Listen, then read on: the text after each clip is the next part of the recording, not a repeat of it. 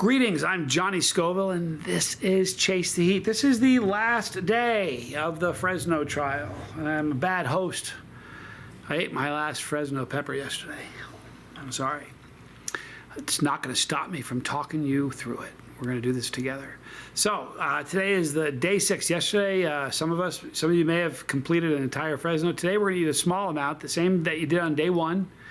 And I want you to go back afterwards, after you've made your notes. I want you to compare it to the day 1 of Fresno. And kind of go over your notes and see the changes that you've had. After 5-6 days of eating a pepper, you get a really good idea of the flavor of it and the heat and the character of that pepper. So go ahead and eat that little piece of Fresno. It had dawned on me from David's comment yesterday that, look, everybody, you march to the beat of your own drummer. Well, that's how we all chase the heat. There's no set formula that you don't have to. Listen, there are some people that may not be ready for a jalapeno after 3 days or 4 days. No shame in that. I should have said this. I can't believe this is the last day of the second pepper in the series before I've addressed this. If you aren't ready yet, no shame at all. Just keep munching away and do it gradually at a little bit at a time, and you'll get there. You just got to be diligent and keep eating it. But it's like I said, a great analogy is somebody in a gym. They come in, they have a bar, and the bar's bent because of how much weight's on there. Well, they didn't start out that way. You know what I mean? They were like the guy that got the sand kicked on them on the beach. But they stuck to it. And honestly, the tolerance for peppers is very similar. The tolerance drops a lot faster than it builds. So by now you should have swallowed the small piece of Fresno that you had, and taking some notes. You're going to write down the heat on a scale of 1 to 10, where it burns you, how long it took for the burn to come on, how long it lasted, the character of the burn. Was it aggressive? Was it nice and even? You know what I mean? The aroma, the whole experience. How long it burned, how's your stomach been doing? Then, after you're done, you're going to go back and read the notes and let me know how you're doing. Tomorrow, we're going to begin the Serrano trials. Very excited about that. That's a pepper I love a lot. So, you know what I got for you? Got another top 10 list. I'm a giver. That's how it works. These are the top 10 dinosaurs. Now, listen, I'm still going to be always fascinated by last night I had a hard night sleeping. I didn't sleep at all, really. When I have trouble sleeping, and you know what I do? Shouldn't do this, but I do. I end up, I'm online. I end up looking at stuff online or checking videos out. And inevitably, I go down the space rabbit hole. And I get so warped out by the whole space. Just, I still feel like a 6-year-old kid when I start looking at pictures of space and galaxies far off. And I get the same feeling looking at peppers. I do. Each pepper is like, they're just so different. They all have their own personality and color and flavor and burn. And I feel like that about dinosaurs. All these things make me feel like a kid. And those are good things. So the number 1 dinosaur, I wonder if I should start at the end and move my way up. Let's do that. Okay, number 10 is Carcharodontoso. Carcharodontoso. Listen. Look at that word. Tell me how you would pronounce that. Isn't that something? Anyway. Oh, no, hold on. It's Carcharodontosaurus. Couldn't they work with us a little bit, make it a little bit easier? I mean, come on. Anyway, it's a carnivorous dinosaur. Existed about 100 to 94 million years ago.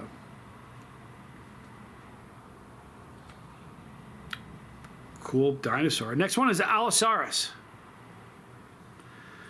Allosaurus is the genus of large theropod dinosaur that lived 155 to 150 million years ago during the late Jurassic Park. But then again, I heard about someone who carbon dated something. It was the effectiveness and the accuracy of carbon dating, and they had something that was supposedly millions of years old, and it was a bone from their backyard from a pet. I'm just telling you what I heard. Don't know if it's true. Number 8 is Brachiosaurus. Brachiosaurus is a genus of sauropod dinosaur that lived in North America during the late Jurassic period, about 154 to 153 million years ago. Pretty cool. It's a vegetarian, has a long neck, and it can't fight very well. It was in Jurassic Park. Surprised you didn't know that. Number 7 is Parasaurolophus. Parasaurolophus. Anyway, it's an omnipod dinosaur that lived in what is now North America in the late Cretaceous period, about 76 to 74.5 million years ago. Kind of cool. Apparently, they made a loud noise to warn a herd that a predator was coming. How do we know that? I don't mean to be that guy, but how do we know that?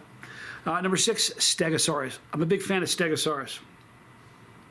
Stegosaurus is a type of armored dinosaur. Their fossil bones have been found in rocks dated in the late Jurassic period, about 155 to 150 million years ago, in western United States and Portugal, by the way. Very, very cool. Now, years ago, I mean years ago, Applebee's in Texas had a riblet dinner, and they looked exactly like Stegosaurus bones, and they were the best riblets. Ah. Thought I'd share that with you. All right, next one is Ankylosaurus. Ankylosaurus is a genus of armored dinosaur. What are you climbing on me for? I don't like that, man. They're armored. It's a living tank. Well, not really. It's an extinct tank, but when it was alive, it was a living tank. Armored plates, harder than bone. The only way it could be killed is if it was struck on the leg and rolled over, so its underbelly is showing. It's the only weak spot. His Achilles heel, so to speak. They had a tail that could literally break a T-Rex's leg. So they whip you with their tail. Pretty cool. Number 4, Triceratops, another classic. Triceratops kind of looks like a rhinoceros, you know? There it is, kind of like a rhinoceros, Triceratops. It's a genus of herbivorous ceratopsid. First appeared in the late Maastrichtian stage of the late Cretaceous period, about 68 million years ago, in what's now North America. Triceratops is a dinosaur that often gets upstaged by Spinosaurus. I think they talk about that at the water cooler. Man, that Spinosaurus keeps throwing shade on me, man. Gotta do something about that Triceratops. All right, it's been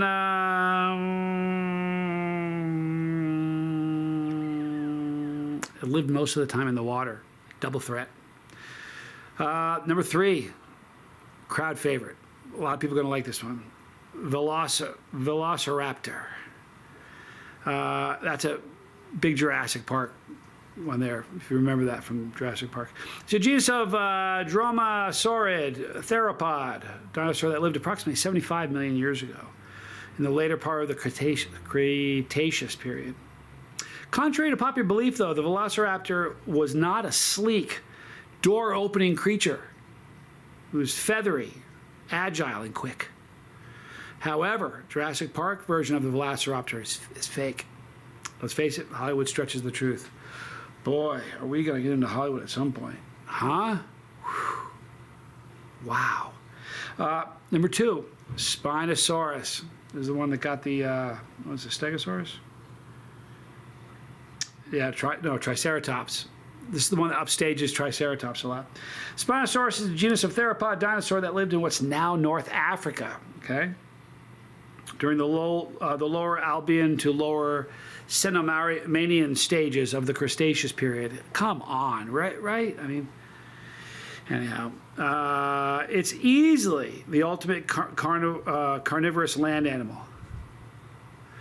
Tyrannosaurus is unfortunately prone to heaps of misinformation by its exuberant fan base. The Spinosaurus had arms powerful enough, It had arms powerful enough to cut through the thick, scaly flesh of swordfish that grew past 8 meters in length. You know why we're believing it? Because it's true. I love how we talk about things with such arrogance, like the Big Bang. Didn't happen the way we thought it happened. But if you go look at old videos, they talk about it with such confidence and such arrogance. This is how it works. It's funny. We're doing that right now. Number one, you knew it. I knew it. Triceratops knew it. Spinosaurus knew it. Stegosaurus knew it. It's the Tyrannosaurus Rex. It means tyrant lizard. Did you guys know that? From the ancient Greek tyrannus. It's a genus of the Coelurosauриan theropod dinosaur. Had a tremendous bite force. The strongest of any dinosaur in the living terrestrial animal. Its bite force reached up to 12,800 pounds. How do you know that? I'm sorry. First of all, its size suggests that it was a hunter. Why would it need to be such a huge size to be a scavenger? To scare off other scavengers? I don't know. I think not. It's a meat eater. That's all there is to it. All right, well, that's the top 10. Congratulations on everybody that completed the Fresno trials with me. We're doing this together. We're building our tolerance and we're having fun. This is the good thing about peppers. You see, it brings people together. They're good for you. They taste good. They feel good. They're fun. They're legal. There's no drawbacks to this. And they help you with sobriety. We're going to wrap it up here. Join me tomorrow. We'll have more reviews. I have 3 boxes of fresh pods on the way. I have more in the fridge. It's going to be a dandy. In the description box, you're going to see a link for all the normal stuff. Right here, you're going to see my son Johnny Scoville Jr. and the Lifeboat. Please check out the Lifeboat and both of them. They're great channels. Up on top, Pepperology. It's what you think it is. We're learning about peppers. It's terminology, do's and don'ts, really don'ts and do's and things like that. Stuff you need to know about. How to build a tolerance in a thoughtful way that's not going to hurt you. Here's the deal. I don't want someone to go too hard, too fast, and go, hey, it's not for me. Everybody knows somebody who's done that, so go easy. And the other one on top, other than Pepperology, are going to be the 26 most devastating challenges I've ever done. Who loves you? I do. I'm Johnny Scoville, and this was Chase the Heat.